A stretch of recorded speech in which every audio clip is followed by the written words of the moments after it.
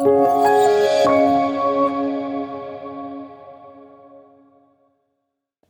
Bulovic, thank you for joining us. You offer a very insightful presentation about the frontiers of innovation and entrepreneurship and nanotechnology here at Fundación Rafael Pino, and I would like to follow up on that topic with a few questions and have a dialogue with you. I would be delighted to tell you more. The first question is the most basic one. What is nanotechnology? And could you give us an example of a nanotechnology innovation that you're very excited about? Oh, absolutely. So nanotechnology allows us to understand the world at a very small scale. And what we have found over the years is that the more we understand how the world looks down on the nanoscale, we're going to be able to define new ideas much more rapidly. Insights into the nanoscale now are allowed because of the new microscopy technologies that now allowed us to actually see the atoms, see the molecules, see what they do, and then from there come up with ways to reinvent what the next technology should be like. There are many technologies nanotechnology addresses, and so in many ways at MIT we find ourselves that any discipline at MIT at this point uses nanotechnology to advance its advances. Is it new energy technologies, new medical solutions, new ways to do computing?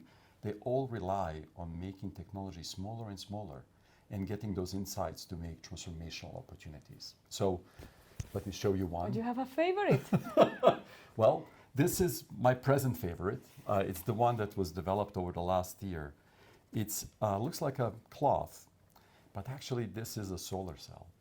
This is a solar cell that could be one day as efficient as today's silicon cells, but it weighs 100 times less.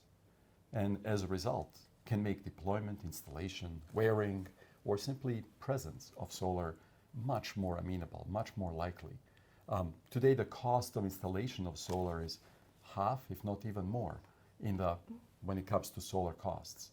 So make something light, and you can change entirely the economic paradigm, and also the access to energy for very remote areas of the world. That's very exciting. I confirm it's extremely light. This is very impressive. Thank you. So now let's think about, you have this big role at MIT as the faculty director of the MIT Nano. So how this institution help and support startups in the nanotechnology area? That's a fantastic question. Nanotechnology area requires many tools, and many of those tools are very expensive to obtain, to maintain, to ensure they work just right. MIT already has those tools. We have hundreds of students and postdocs, professors that need those tools to make their own academic advancements. And once the student is ready to graduate and has made some really interesting idea they would like to make into a startup, they can stay at MIT. They can stay as an entrepreneur using those very same tools in our shared facilities of MIT Nano. What we hope this will do is dramatically accelerate their ability to make the prototype. And with that prototype, raise the appropriate funds needed to truly support the startup for the long term and make the technology something that a million people can hold in their hands. So tools of MIT Nano are available to startups, available actually at a slight discount. We come up with ways to launch a program we call Start.Nano that allows us to bring in, at this point, about 20 companies that are utilizing our tool sets, get tutoring from us on the best practice that we understand, and hopefully through that boost their ability to succeed. Any particular startup? I know you are excited about all of them, but one particular that you will mention? Sure. There's a company started by a professor, Jeff Grossman. It's called Citration. The young lead of the company, Brendan Smith, is a postdoc who then gone ahead and recognized the opportunity to filter molecules from other molecules.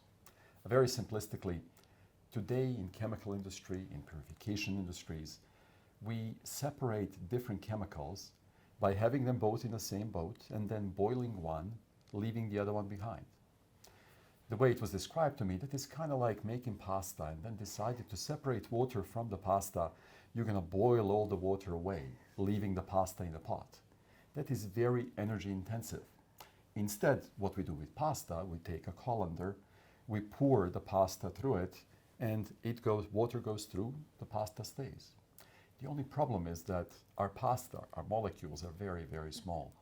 And hence the colander, if you want to make it, needs to have very small pores. Well, they came up with a way to do so. So a very special calendar that can change the world, but that's an exciting startup right there.